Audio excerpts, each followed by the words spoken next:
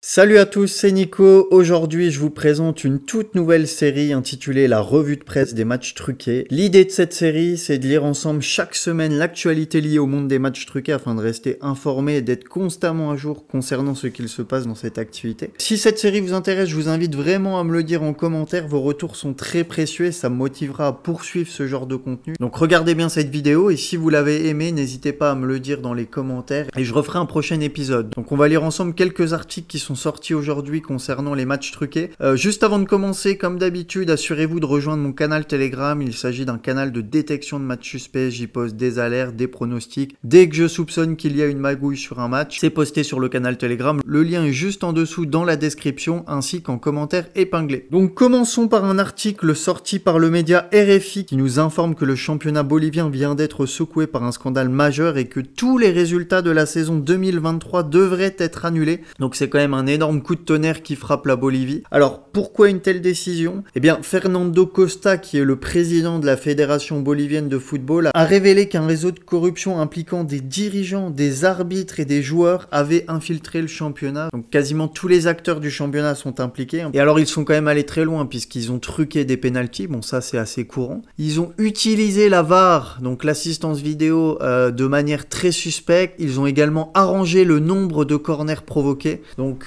comme on nous le dit dans l'article, en Bolivie, les méthodes pour truquer les matchs sont variées. Franchement, ils se sont fait plaisir, hein. Ils ont tout utilisé.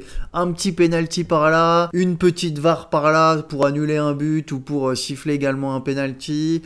Des corners, allez hop, mettez le ballon en corner. Paris sur le plus de 15 corners dans le match, etc.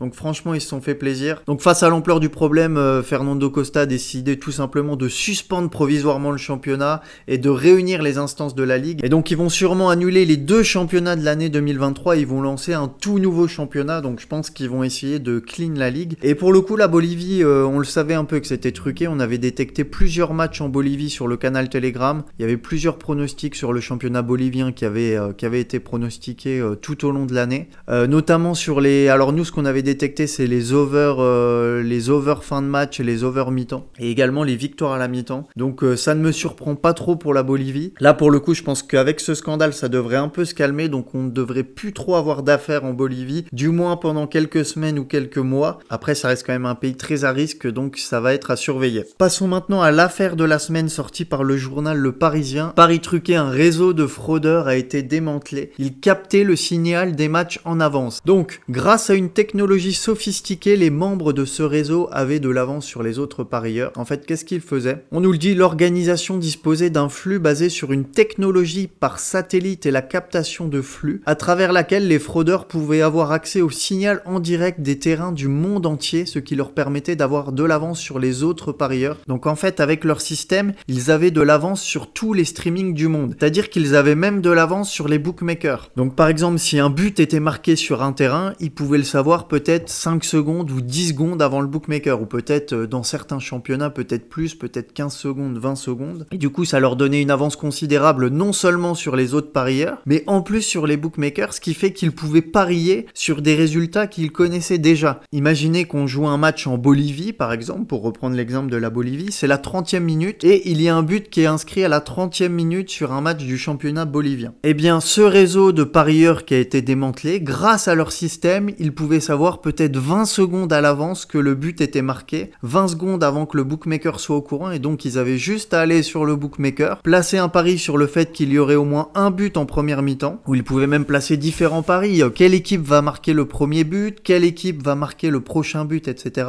Limite, ils pouvaient parier sur le buteur, tu vois, enfin, bon, je pense pas qu'ils allaient jusque-là. Et donc voilà, on nous le dit, le tout se joue en quelques secondes, l'interception de ces signaux leur donnait un net avantage sur les bookmakers, qui dépendaient de flux et de relais satellites plus lents pour les mêmes événements, a précisé cette source. Donc c'est vraiment un système très sophistiqué, vraiment incroyable, et je pense qu'ils ont dû bien se gaver pendant un petit moment avec leur système, mais forcément je pense qu'ils se sont fait vite cramer. Imaginez, à chaque fois qu'il y a un but, eux ils plaçaient leur pari juste avant le but, donc au bout d'un moment je pense que les bookmakers déjà ils ont dû clôturer leur compte, donc je pense qu'ils ont dû agir avec plusieurs comptes, ils devaient avoir un réseau de parieurs qui leur prêtaient des comptes, qui leur vendaient des comptes, enfin je suppose qu'ils étaient très bien organisés, donc grâce à cette petite petites techniques. Ils ont pu réaliser des pronostics dans les ligues de football asiatiques et sud-américaines. Donc voilà, je vous parlais de la Bolivie. Mais ils ont été très forts puisqu'ils ont également réussi à parier sur la Ligue des Nations, la Bundesliga, les matchs de Coupe du Monde au Qatar 2022. C'est-à-dire qu'ils arrivaient à avoir l'info avant les bookmakers sur les matchs de Coupe du Monde au Qatar quand même. Donc ça, c'est très fort.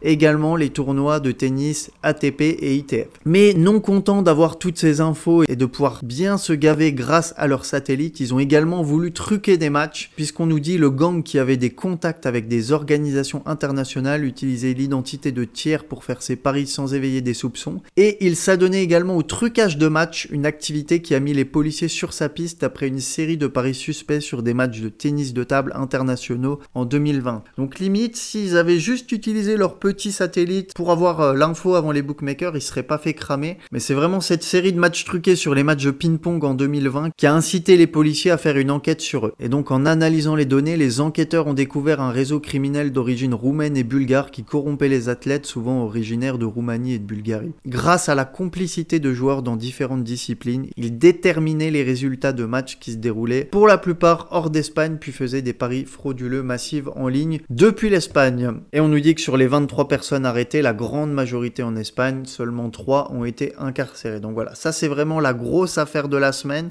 Je trouve qu'ils y ont été vraiment forts ici. Mais le plus marrant, c'est vraiment de se dire que s'ils s'étaient pas adonnés au trucage de match et qu'ils s'étaient contentés de parier avec leurs satellites, ils seraient sûrement jamais fait arrêter. Maintenant, on va se rendre à Majorque où 300 personnes sont impliquées dans une enquête sur des matchs de football truqués. Ça parle de joueurs, d'entraîneurs et même de réalisateurs. Donc c'est quand même une très grosse affaire et c'est un article qui est sorti aujourd'hui, c'est tout frais, c'est sorti ce matin. Et ça concerne également un gros pronostiqueur en Espagne, vous allez le voir. Donc on nous le dit, quelques 300 personnes à Majorque ont été impliquées dans une enquête menée par la police nationale sur des paris illégaux et des matchs truqués. L'enquête policière à laquelle a participé Europol et Interpol est liée à l'arrestation de Juan Gaia Salom. Donc c'est lui le fameux pronostiqueur et il y a un autre article sur lui qu'on va lire juste après. Donc lui il a été arrêté en mars et c'est le pronostiqueur sportif le plus connu en Espagne. Et donc il a été arrêté pour des affaires d'escroquerie sportive et de blanchiment d'argent. Et il y aurait 300 personnes qui seraient impliquées également dans cette affaire. Et donc on nous dit l'une des accusations portées contre Gaia est d'avoir acheté un club de football local afin d'en avoir le contrôle total et de pouvoir exercer ses activités. Parmi les personnes impliquées figurent donc des joueurs, des entraîneurs, des dirigeants de petits clubs de football, des Baléares. Donc lui à la base c'est juste un pronostiqueur sur internet, comme n'importe qui, c'est un tipster, il fait des vidéos YouTube et il s'est dit allez, si je rachetais un petit club de football en Espagne, là au Baléares à côté de chez moi, et je rachète le club et je truque tous les matchs, je paye les joueurs, l'entraîneur, les dirigeants, j'implique tout le monde, je truque les matchs et en plus comme ça je pourrais parier dessus et en plus allez je vais donner les pronostics à ma communauté sur YouTube,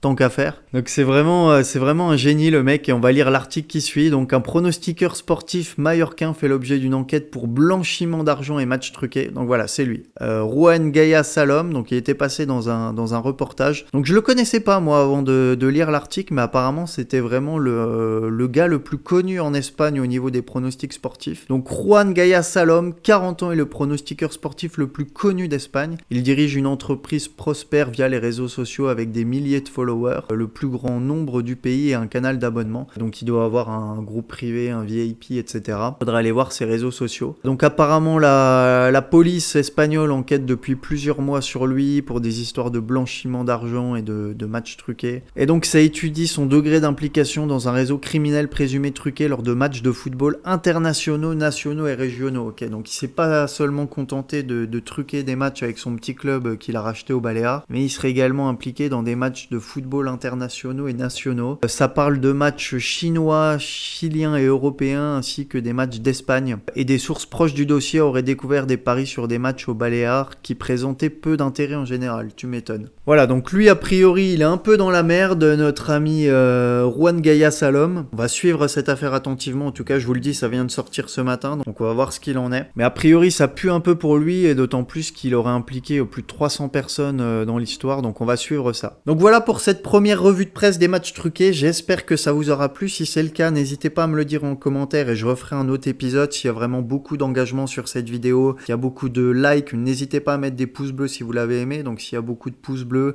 s'il y a beaucoup de commentaires, je referai un second épisode. Et puis comme d'habitude, n'hésitez pas à rejoindre le canal Telegram si vous souhaitez avoir mes prochains pronostics. Vous avez le lien directement en description de la vidéo. vidéo ainsi qu'en commentaire épinglé de cette vidéo. Voilà, c'était Nico, je vous dis à très vite pour une prochaine vidéo sur YouTube.